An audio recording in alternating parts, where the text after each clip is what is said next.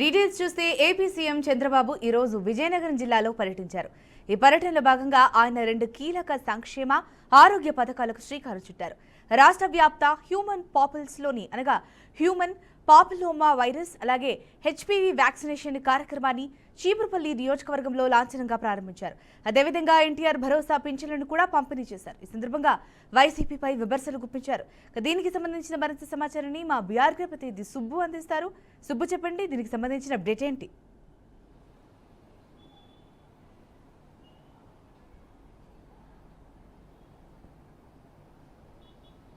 Okay Jhansi, ఈరోజు ముఖ్యమంత్రి చంద్రబాబు నాయుడు విజయనగరం జిల్లా చీపురుపల్లిలో పర్యటించారు. అయితే ఈ పర్యటనలో భాగంగా హెచ్పీవీ వ్యాక్సినేషన్ కార్యక్రమాన్ని చంద్రబాబు ప్రారంభించారు. అంతేకాకుండా ఈ ఎన్టీఆర్ భరోసా ఫంక్షన్లు కూడా చంద్రబాబు నాయుడు పంపిణీ చేశారు. అంతేకాకుండా ఈ సర్వైకల్ క్యాన్సర్ వ్యాక్సిన్కు సంబంధించి ప్రభుత్వం ఉచితంగా వ్యాక్సినేషన్ చేస్తుందని చెప్పేసి కూడా చంద్రబాబు చెప్పడం జరిగింది. దీనిలో భాగంగా క్యాన్సర్ మన దేశంలో కూడా విపరీతంగా పెరుగుతుందని చెప్పేసి కూడా చంద్రబాబు చెప్పడం జరిగింది. దీనికోసం కేంద్ర రాష్ట్ర ప్రభుత్వాలు సమ్మిళితంగా కలిసి ఈ క్యాన్సర్కి వ్యాక్సినేషన్ అందిస్తుందని చెప్పేసి చెప్పడం కూడా జరిగింది. బహిరంగ మార్కెట్లో ఈ క్యాన్సర్ వ్యాక్సినేషన్కు 4,000 రూపాయలు ఖరీదు అవుతుందని చెప్పేసి దీన్ని ప్రభుత్వం ఫ్రీగా అందజేస్తుందని చెప్పేసి చెప్పడం జరిగింది. మహిళల్లో ఎక్కువగా క్యాన్సర్ బారిన పడే అవకాశాలు ఎక్కువగా కనిపిస్తున్నాయని చెప్పేసి కూడా చెప్పడం జరిగింది. దీంతో పాటుగా రానున్న రోజుల్లో 3.45 లక్షల మందికి వ్యాక్సినేషన్ ఉచితంగా ఇస్తామని చెప్పేసి చెప్పడం జరిగింది. ఈ ఆహారపు అలవాట్లు ముఖ్యంగా చూసుకుంటే ఈ ఆహారపు అలవాట్ల కారణంగా క్యాన్సర్ పెరిగే అవకాశం ఉందని చెప్పేసి కూడా చెప్పడం జరిగింది. ముఖ్యంగా మహిళల్లోకి చూసుకుంటే బ్రెస్ట్ క్యాన్సర్ ఎక్కువగా వచ్చే అవకాశం ఉందని చెప్పేసి కూడా ఆయన చెప్పడం జరిగింది. అంతేకాకుండా ప్రస్తుతం 15 నుంచి 15 సంవత్సరాలు పైబడిన విద్యార్థులందరికీ కూడా ఈ వ్యాక్సినేషన్ ఎక్కువగా ఇవ్వాల్సిన అవసరం ఉందని చెప్పేసి కూడా ఆయన అభిప్రాయం వ్యక్తం చేశారు. రాష్ట్రంలో ఈ క్యాన్సర్ దేశంతో పాటు రాష్ట్రంలో కూడా క్యాన్సర్ లక్షణాలు ఉన్న రోగులు పెరుగుతున్నట్లు కూడా ఒక సమాచారం ఉందని చెప్పేసి కూడా చంద్రబాబు నాయుడు చెప్పడం జరిగింది. ముఖ్యంగా చూసుకుంటే ఆహారపు అలవాట్లు ముఖ్యంగా దీనికి కారణం అని చెప్పడం జరిగింది. వ్యాక్సినేషన్ కోసం కోల్డ్ చైన్ పాయింట్లను కూడా ఏర్పాటు చేయడం జరిగింది అని చెప్పేసి కూడా చెప్పడం జరిగింది.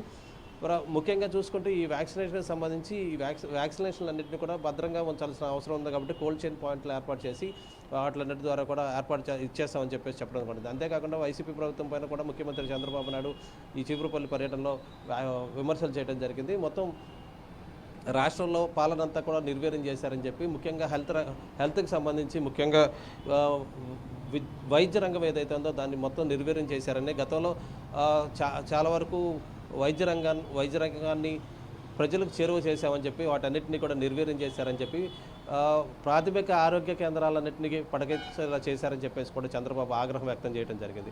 టోటల్గా చూసుకుంటే చంద్రబాబు పర్యటన ఆద్యంతం కూడా ఈ సంక్షేమ పథకాలని తాము చేస్తున్న సంక్షేమ పథకాలను చెప్పుకునేదానికి ప్లస్ ఈ కొత్తగా ప్రవేశపెట్టిన ఈ క్యాన్సర్కి సంబంధించిన వ్యాక్సినేషన్కి సంబంధించి ప్రజల్లో అవగాహన కల్పించే విధంగా జరిగిందని పూర్తిగా చెప్పుకోవచ్చు. ఝాన్సీ.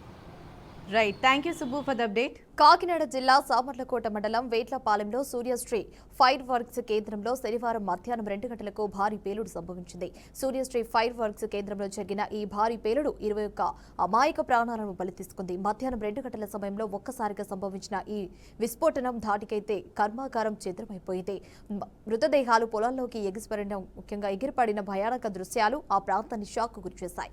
ఈ ఘటనతో గ్రామంలో విషాదం నెలకొంది. ఇదే అంశానికి సంబంధించి మరింత సమాచారం మా బీఆర్ ప్రతినిధి చంటి అందిస్తారు. చంటి, చెప్పండి, దీనికి సంబంధించి అప్డేట్స్ ఏంటి? 2 గంటల పాటు భారీ శబ్దాలతో భారీగా పేలిన బాణసంచ అత్యంత ప్రమాదకరమైన బాణసంచ పేలుడు కాకినాడ జిల్లాలో సామర్లకోట వేట్లపాలెం గ్రామంలో అయితే చోటు చేసుకుందని చెప్పవచ్చు. సుమారు ఒక సంఘటనతో 23 కుటుంబాలు రోడ్డున పడిన పరిస్థితి నెలకొంది. అయితే దీనికి గల ప్రధాన కారణం బాణసంచ 2 ఎకరాల పొలంలో, అంటే పొలాల చుట్టూ విస్తరణలో భాగంగా 2 ఎకరాల పొలంలో సొంత పొలంలో 2 ఎకరాల పొలంలో బాణసంచ తయారీ కేంద్రాన్ని నిర్వహిస్తున్న అత్యధిక స్థాయిలో బాణసంచ తయారీ నిల్వలను గుర్తించడంతో పాటు ఇక్కడ ఎక్కువగా ఉంచడంతో ఒక్కసారిగా అనుకున్న సంఘటనతో భారీగా నిల్వలు ఉన్న ఈ సంఘటన కారణంగా ఈ ఒక్క సంఘటనతోనే 23 మంది ప్రాణాలు కోల్పోయారని చెప్పవచ్చు. అయితే ప్రస్తుతం అయితే 8 మంది కాకినాడ ప్రభుత్వ ఆసుపత్రిలో చికిత్స పొందుతున్నారు. మరి కొంతమంది వివిధ ప్రభుత్వ ఆసుపత్రుల్లో అయితే చికిత్స పొందుతున్నారు. అలాగే ఈ ప్రస్తుతం చనిపోయిన వ్యక్తుల మృతదేహాలను అయితే మాత్రం గుర్తించిన పాల్గొనేందుకు వీలుగా లేకపోవడంతో వారి కుటుంబ సభ్యులను పిలిపించి గత మధ్యాహ్నం 2 గంటల నుంచి వారి ప్రాథమిక అంచనాకు వస్తూ అక్కడ మృతదేహాలను అయితే మాత్రం కాకినాడ ప్రభుత్వ ఆసుపత్రికి తరలించే అవకాశం ఉంది. అయితే ఈ సంఘటన నేపథ్యంలో అటు సీఎం చంద్రబాబు నాయుడుతో పాటుగా ఐటీ శాఖ మంత్రి నారా లోకేష్ తో పాటుగా మిగిలిన మంత్రులు కూడా తీవ్ర దిగ్భ్రాంతి వ్యక్తం చేశారు. అయితే జిల్లా ఇన్ఛార్జ్ అయిన పవన్ కళ్యాణ్ కూడా ఈ సంఘటనపై తీవ్ర దిగ్భ్రాంతి ఆందోళనకు గురయ్యి ఈ సంఘటన వివరాలను కూడా పూర్తి స్థాయిలో ఆరా తీస్తున్నారని చెప్పవచ్చు.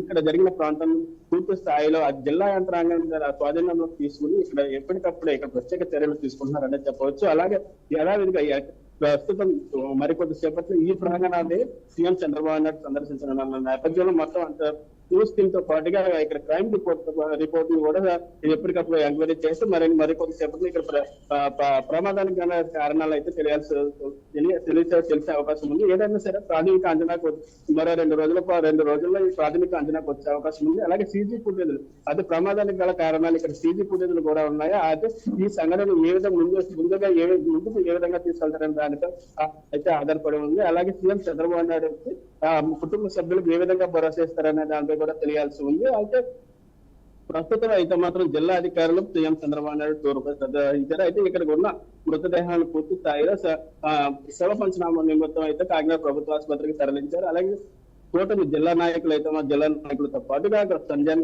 జనసేన నాయకులు మిగిలిన ప్రజా సంఘాలు అయితే మాత్రం ఇక్కడికి వచ్చి ఇక్కడ ప్రజా సంఘాలకు తీవ్ర వ్యతిరేకత చూపించిన కూటమి నాయకులు అయితే ఎప్పటికప్పుడు కుటుంబ సభ్యులకు భరోసానిస్తూ రాష్ట్ర ప్రభుత్వం అన్ని విధాలుగా చర్యలు తీసుకుంటుందన్నట్టు ఎప్పటికప్పుడు చెప్తా ఉన్నారు. అలాగే విజయనగరం చీపురుపల్లిలో ఉన్న సీఎం చంద్రబాబు నాయుడు హుటాహుటిన సంఘటనలు జరిగిన తర్వాత అక్కడ నుంచి బయలుదేరి మాత్రం కొద్దిసేపట్లో ఇక్కడికి వచ్చే అవకాశం ఉంది. అందుకు సంబంధించిన ఏర్పాట్లు పూర్తి స్థాయిలో జరుగుతా ఉన్నాయి. మరో పక్కన ఇందుకు సంబంధించిన క్లోజ్ టీమ్ వివరాలు అంటే ఇక్కడ డాక్ స్క్వాడ్ అయితేనా కానీ సిఆర్పిఎఫ్ బృందాలు మొత్తం టీం బృందాలన్నీ సరే ఈ ప్రాంతాలు అయితే మాత్రం ప్రస్తుతం అయితే ఉన్నాయి. అయితే మరి కొద్దిసేపట్లో రాత్రి వచ్చే 24 గంటలు ఇక్కడ ఏం జరిగిందని దానిపై ఒక అంచనాకు వస్తున్నట్లు స్పష్టంగా తెలుస్తా ఉంది. Right Chanti, thanks for the updates. MLA Kadiyam శ్రీహరిపై కేపీ వివేకానంద దాఖలు చేసిన అనర్హత పిటిషన్పై స్పీకర్ ఎదుట హాజరయ్యారు. ఈ సందర్భంగా శ్రీహరి కీలక వాదన వినిపించినట్లు తెలుస్తోంది. తాను పార్టీ మారలేదని, ఏఏ సాయంతో ఫోటోలు వీడియోలు మార్పులు చేసి తన మెడలో ఇతర పార్టీ కండువాలు వేసి ప్రచారం చేస్తున్నారని ఆరోపించారు. తాను ఇప్పటికీ బీఆర్ఎస్లోనే కొనసాగుతున్నానని స్పష్టం చేశారు. దీంతో అనర్హత విచారణ కొత్త మలుపు తిరిగింది. స్పీకర్ నిర్ణయంపై రాజకీయ వర్గాల్లో ఉత్కంఠ నెలకొంది. ఇక ఇదే అంశానికి సంబంధించిన పూర్తి సమాచారాన్ని మా ప్రతినిధి శ్రీనివాస్ అందిస్తారు. శ్రీనివాస్, చెప్పండి, ఈ అంశానికి సంబంధించిన అప్డేట్స్ ఏంటి?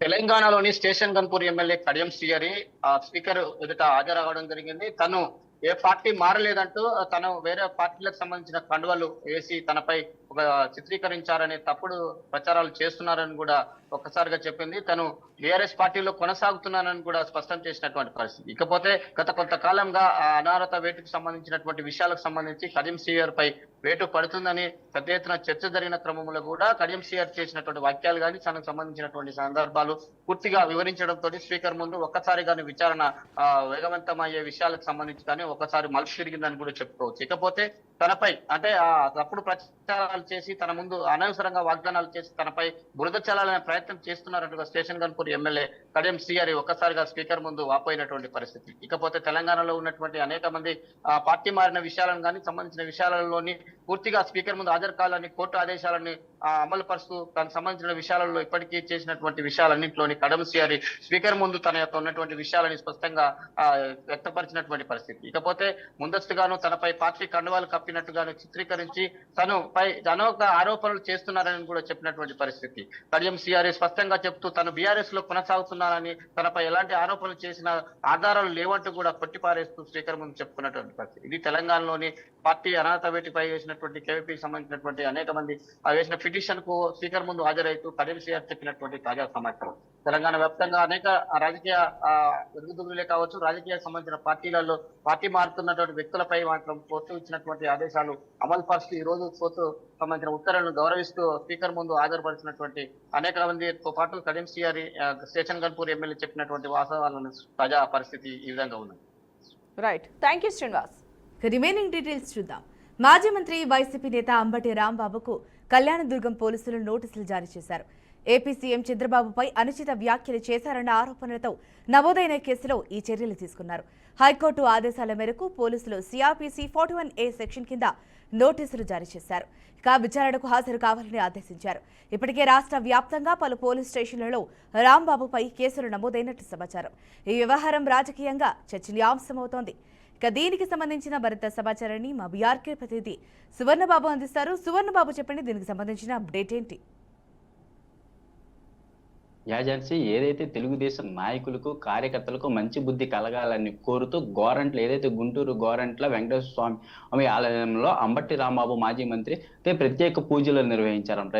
అనంతరం ఆలయం అంబటి రాంబాబుకు వచ్చిన సమయంలో అయితే అక్కడికి వచ్చాడని చెప్పని తెలుసుకున్న టీడీపీ కార్యకర్తలు అయితే కావచ్చు, నాయకులు అయితే కావచ్చు, అక్కడికి ఒక మాటల యుద్ధం జరిగింది అనుకోవచ్చు. ఏదైతే గత నెల 30వ తారీఖున ఏదైతే వ్యాఖ్యలు చేసినవి ఉన్నాయో ప్రస్తుతానికి అయితే ఇప్పుడు నారా చంద్రబాబు నాయుడుపై అనుచిత వ్యాఖ్యలు చేశారంటూ టీడీపీ నాయకులు అయితే గుంటూరు ఎస్పీకి ఫిర్యాదు చేయడం జరిగింది. ఈ ఘర్షణలో భాగంగా అంబటి రాంబాబు ముఖ్యమంత్రి చంద్రబాబు నాయుడుపై అనుచిత వ్యాఖ్యలు చేశారని ఆరోపణల కేసులు అయితే గోరంట్ల వెంకటేశ్వర స్వామి ఆలయం దగ్గర ఏదైతే అనకూడని పదజాలాలు ఆడడం అయితే జరిగింది. అందులో భాగంగా చూసుకున్నట్లయితే అంబటి రాంబాబు ఆ రోజుని 30వ తారీఖు రాత్రి 10:30 గంటలకు అరెస్ట్ చేయడం అయితే జరిగింది. అక్కడి నుంచి రాజమండ్రి 31వ తారీఖున రాజమండ్రి సెంట్రల్ జైలుకి అయితే తరలించడం జరిగింది అనమాట. ఆ కేసులో భాగంగా బెయిల్ రావడంతో మరో 2 పీటీ వారెంట్లపై అయితే ఓ కేసులో అయితే బెయిల్ కూడా రావడం జరిగింది. ఈ కేసులో ఒకటి పోతే ఒకటి అంబటి రాంబాబుకి అయితే మెడకు చుట్టుకున్నాయి అనుకోవచ్చు. ఏ బెయిల్లో వచ్చిన అనంతరం అంబటి రాంబాబు అక్కడి నుంచి ర్యాలీగా వచ్చి ఒక అంబటి రాంబాబు ఇంటి దగ్గర అయితే ఒక కోలాహలం పండగ వాతావరణం అయితే జరిగింది. ఇవన్నీ మర్చిపోయే లోపల తాజాగా కళ్యాణదుర్గ పోలీస్ స్టేషన్ లో చంద్రబాబు నాయుడుపై అనుచిత వ్యాఖ్యలు చేసిన కేసులో అయితే మాత్రం అంబటి రాంబాబు ఈ రోజు నోటీసులు అక్కడి నుంచి వచ్చి నోటీసులు గుంటూరు అంబటి విద్యానగర్లో అయితే నోటీసులు జారీ చేసినట్టు తెలిసింది. హైకోర్టు ఆదేశాల మేరకు అయితే సిఆర్పిఎస్ 41 అనే సెక్షన్ కింద అయితే పోలీసులు నోటీసులు అందజేయడమే జరిగింది. అదే విధంగా రాష్ట్ర వ్యాప్తంగా పలు పోలీస్ స్టేషన్లో ఇప్పటి వరకు చూసుకున్నట్లయితే దాదాపుగా రాష్ట్ర వ్యాప్తంగా చూసుకున్నట్లయితే 36 అంబటి రాంబాబుకి పలు స్టేషన్లో అయితే కేసులు నమోదు చేసినట్లే తెలిసింది. ఇప్పటికీ అందిన వివరాలు మనకి తెలిసిన సమాచారం ప్రకారం అయితే మాత్రం అంబటి రాంబాబుకి అయితే ఇప్పుడు పలు స్టేషన్లో మొత్తం మీద అంటే ఓవరాల్ గా 36 కేసులు నమోదైనట్లే తెలిసింది. ఈ పరిణామాలపై వి హనుమంతరావు అయితే కోరుతున్న పరిస్థితి కనిపిస్తుంది. మరొక వైపు ఏఐసి మల్లికార్జున ఖర్గే నేపథ్యంలో సానుకూలంగా స్పందించారు. ఖచ్చితంగా వచ్చే అవకాశం ఉందని కూడా తెలుస్తుందని చెప్పొచ్చు. ముఖ్యంగా ఏదైతే రాజ్యసభకు సంబంధించి దేశవ్యాప్తంగా 37 స్థానాలు అయితే ఉన్నాయి. అందులో తెలంగాణ నుంచి 2 అయితే ఉన్నాయి.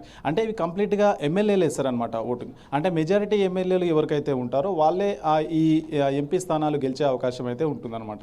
అంటే కాంగ్రెస్ ఇప్పుడు 2023లో కాంగ్రెస్ పార్టీ ఏర్పడినప్పటి నుంచి మెజారిటీ స్థానాలు అయితే కాంగ్రెస్ పార్టీకి అయితే ఉంది. 2వ స్థానంలో బీఆర్ఎస్ ఉంది. ఇక 3వ ప్లేస్లో బీజేపీ అయితే ఉంది. సో ఇక్కడ కీలకంగా అధికారంలో ఉన్నటువంటి కాంగ్రెస్ పార్టీకి ఎక్కువ గెలిచే అవకాశాలు అయితే కనిపిస్తున్నాయి. ఈ నేపథ్యంలో మరి 2వ సీటు ఎవరికి ఇవ్వాలని కూడా ఇటు రాష్ట్ర నాయకత్వం అటు కేంద్ర నాయకత్వం పెద్ద ఎత్తున చర్చ తీసుకుంటున్న నేపథ్యంలో వి హనుమంతరావు అయితే ఖచ్చితంగా నాకు కావాలని చెప్పేసి కూడా కోరుతున్నట్లుగా తెలుస్తుంది. ఇప్పటికే 4 రోజుల నుంచి ఢిల్లీలో మకాం వేసి అక్కడే ఉన్నటువంటి ఢిల్లీ అగ్రనేతలతోని మొత్తం కీలకంగా సమావేశాలు అయితే ఏర్పాటు చేస్తున్నారు. ముఖ్యంగా ఏదైతే అంటే తను ఇంతకుముందుకు రాజ్యసభగా చేశారు, పీసీసీ ప్రెసిడెంట్గా చేశారు, ఎమ్మెల్యేగా చేశారు. సో ఇంత అనుభవం ఉండి నాకు ఎగువ సభకు అంటే పెద్దల సభకు పోవాల్సిన అర్హత ఖచ్చితంగా ఉందనే ఉద్దేశంతో తను ఈ పదవి కోరుకుంటున్నట్లుగా తెలుస్తోంది. ఇంకొక వైపు 10 సంవత్సరాల నుంచి నేను ఏ పదవి అయితే చేయలేదు, తన అభిమానులు కూడా మీకు ఖచ్చితంగా ఇలాంటి పదవి ఉండాలని చెప్పేసి ఫోర్స్ అయితే చేస్తున్నారు. ఈ నేపథ్యంలో నేను ఖచ్చితంగా రాజ్యసభకు అర్హుని అని చెప్పేసి కూడా దానికి సంబంధించి కూడా మొత్తం ఏవైతే ఉంటాయో అవన్నీ ప్రయత్నాలు అయితే ముమ్మరం చేస్తున్నారని చెప్పొచ్చు. మొత్తానికి అయితే ఏదైతే ఎలక్షన్స్ అంటే మార్చి మనకు 5 తారీఖున నామినేషన్లు అయితే స్వీకరిస్తారు. ఒకవేళ కనుక అపోజిషన్ పార్టీ నుంచి నామినేషన్ దాఖలైతే కనుక మార్చి 16న ఎలక్షన్స్ అయితే నిర్వహిస్తారు. అదే రోజు రిజల్ట్ అయితే ఉంటుంది మొత్తానికి. సో దీనికి సంబంధించి కూడా ఏదైతే విహెచ్ హనుమంతరావు ఉందో ముమ్మరంగా అతను రాజ్యసభ స్థానం కావాలని చెప్పేసి పెద్ద ఎత్తున ప్రయత్నాలు చేస్తున్నారని చెప్పొచ్చు. ఇక అధిష్టానం ఎవరికి సీటు కేటాయిస్తారన్నదే చూడాల్సి ఉంది. Himavarsha. Right Raju, thanks for the updates. పశ్చిమాసియాలో ఉద్రిక్త పరిస్థితులు మరింత ముదురుతున్నాయి. ఇరాన్ ఒకేసారి Israel, Bahrain, Kuwait, Saudi Arabia, Qatar, Jordan, UAE వంటి దేశాలపై క్షిపణి దాడులు జరిపినట్లు సమాచారం. బహ్రెయిన్లో ఉన్న అమెరికా సైనిక స్థావరం కూడా లక్ష్యంగా మారింది. దీనికి ప్రతిగా అమెరికా, ఇజ్రాయెల్ సంయుక్తంగా ఇరాన్పై వైమానిక దాడులు చేపట్టాయి. టెహ్రాన్లోని కీలక ప్రాంతాలు, సుప్రీం లీడర్ అలీ ఖమేయి కార్యాలయాలు టార్గెట్గా దాడులు జరిగినట్లుగా వార్తలు వస్తున్నాయి. ఇక ఇరాన్ ఆర్మీ చీఫ్ అమీర్ హతామీ మృతి చెందినట్లు సమాచారం. ఇదే అంశానికి సంబంధించిన పూర్తి సమాచారాన్ని మా ప్రతినిధి బసవరాజు అందిస్తారు. బసవరాజు, చెప్పండి, ఈ అంశానికి సంబంధించిన పూర్తి వివరాలు ఏంటి? Thank you Padma. పశ్చిమాసియా దేశాల మధ్య యుద్ధ వాతావరణం నెలకొంది. ప్రస్తుతం మనం చూస్తున్నట్లయితే భీకరమైన దాడులు కొనసాగుతున్న పరిస్థితి. ఏదైతే ఇరాన్ పై ఇజ్రాయెల్ వైమానిక దాడులు చేసింది, ఈ దాడుల నేపథ్యంలో ఏదైతే అమినాబులోని ఒక స్కూల్ పైన 36 మంది విద్యార్థులు దుర్మరణం చెందారు. అంటే ఇజ్రాయెల్ దాడులతో 36 మంది పాఠశాల విద్యార్థులు దుర్మరణం చెందడము ఇది ఎంతో విషాదకరమైన ఘటన. అంటే ప్రపంచవ్యాప్తంగా ఏదైతే పశ్చిమాసియాలో ప్రధానంగా ఇరాన్ కావచ్చు, ఇజ్రాయెల్ కావచ్చు, అదేవిధంగా కువైట్, సౌదీ, ఖతార్, జోర్డాన్, ఇలా అన్ని దేశాలు కూడా చిన్న చిన్న దేశాలు ఒకరిపై ఒకరు వైమానిక దాడులు, అదేవిధంగా మిస్సైళ్లు ప్రయోగించుకుంటున్న పరిస్థితి. మరి ఈ నేపథ్యంలో ఏదైతే ఇరాన్ కూడా అంటే ఒకేసారి 8 దేశాల పైన ఏదైతే తమ దేశం పైన వైమానిక దాడులు చేసి 36 మంది విద్యార్థులు చనిపోయిన నేపథ్యంలో ఇరాన్ బలంగా 8 దేశాల పైన మూకుమ్మడి దాడులకు ప్రయత్నం చేసింది. ఈ దాడులు ఏదైతే బహ్రెయిన్ లోని అమెరికా ఏదైతే స్థావరం ఉందో, ఆర్మీ స్థావరము, దానిపైన దాడులు చేసిన పరిస్థితులు. అదేవిధంగా ఈ దాడుల నేపథ్యంలో అంటే అమెరికా కావచ్చు, ఇజ్రాయెల్ ఈ రెండు సంయుక్తంగా మరిన్ని వైమానిక దాడులు చేస్తూ మిసైల్ ప్రయోగిస్తూ అంటే ఇరాన్ పైన గురి ఎక్కి పెట్టిన పరిస్థితి. ఈ నేపథ్యంలో అక్కడ ప్రస్తుతం ఏదైతే పశ్చిమాసియా దేశాల్లో నెలకొన్న నేపథ్యంలో భారత ప్రభుత్వం అయితే ఒక హెచ్చరిక జారీ చేసింది. ఏదైతే ఈ యుద్ధ వాతావరణం నేపథ్యంలో ఈ 8 దేశాల్లో ఎక్కడైనా సరే భారతీయులు ఉంటే వాళ్ళంతా కూడా సురక్షిత ప్రాంతాలకు వెళ్ళాలని చెప్పి ఒక మెసేజ్ అయితే పాస్ చేసింది. బట్ ఈ విధంగా ఇరాన్, ఇరాక్, అమెరికా, ఇజ్రాయెల్ ఇలా అన్ని దేశాలు కూడా అంటే ఒకరిపైన ఒకరు దాడులు చేస్తూ అంటే గగనతలం పూర్తిగా మూసివేసిన పరిస్థితుల్లో ఆంక్షలు విధించిన పరిస్థితి. ఏదైతే ఇజ్రాయెల్, అమెరికా చేసిన దాడుల్లో ఇరాన్ ఆర్మీ చీఫ్ ఏదైతే అమీర్ హతామీ హతమైన పరిస్థితి మనం చూస్తా ఉన్నామో, అదేవిధంగా ఇరాన్ అధ్యక్షుడు ఇళ్లపైన కూడా దాడులు చేసిన పరిస్థితి మనకు కనిపిస్తా ఉంది. మరి ప్రస్తుతం ఏదైతే గత కొన్ని సంవత్సరాలుగా చూస్తా ఉన్నాం, ఏదైతే భీకర దాడులు పశ్చిమాసియా దేశాల్లో కొనసాగుతూనే ఉన్నాయి. అంటే ఇంతకుముందు చూసాము అమెరికా కావచ్చు, లేదా రష్యా కావచ్చు, ఉక్రెయిన్ కావచ్చు, ఇలా ఏదైతే దేశాలు ఒకటికొకటి ఏదైతే సరిహద్దంశంలో కావచ్చు, లేదా ఇతర క్షిపణులు, ఇతర ఆయుధాలు, ఏదైతే అణు ప్రయోగాలు, ఈ అన్నింటి అంశాల్లో కూడా ఒకరికొకరు అంటే ఎవరు కూడా తగ్గకుండా దేశాలు సంవత్సరాల కొద్దీ యుద్ధం చేస్తున్న పరిస్థితులు. ఇది ఏదైతే ఐక్యరాష్ట్ర సమితి కూడా హెచ్చరిస్తున్న పరిస్థితి. ఇలాంటి వాతావరణం ఏదైతే ప్రపంచానికి మంచిది కాదు, యుద్ధ వాతావరణం వదులుకోవాలి, ఏదైనా సమస్య ఉంటే సామరస్యంగా పరిష్కారం దిశగా అడుగులు వేయాలి దేశాలని చెప్తున్న నేపథ్యంలో కూడా ఈ రోజు తాజాగా ఏదైతే ఇరాన్, ఇజ్రాయెల్ ఈ నేపథ్యంలో అదేవిధంగా అమెరికా వీళ్ళంతా కూడా ఒక దేశానికి ఒకటి అంటే మిసైల్ ప్రయోగిస్తూ అంటే వైమానిక దాడులు చేస్తూ గగనతలంలో భీకర వాతావరణం సృష్టించారు. మరి ఈ నేపథ్యంలో ప్రస్తుతానికైతే వైమానిక దళాలు భీకర దాడులు చేస్తూ అంటే ఇప్పటికే దాడులు కొనసాగుతూనే ఉన్నాయి. మరి ఇక రేపు ఎల్లుండి ఇది ఎన్ని నాళ్ళు కొనసాగుతుంది ఏంటో చూడాలి Padma. Right, thank you Basavaraju. ఇప్పటి వరకు 686 అప్డేట్స్. మరిన్ని అప్డేట్స్ కోసం చూస్తూనే ఉండండి BRK న్యూస్ తెలుగు.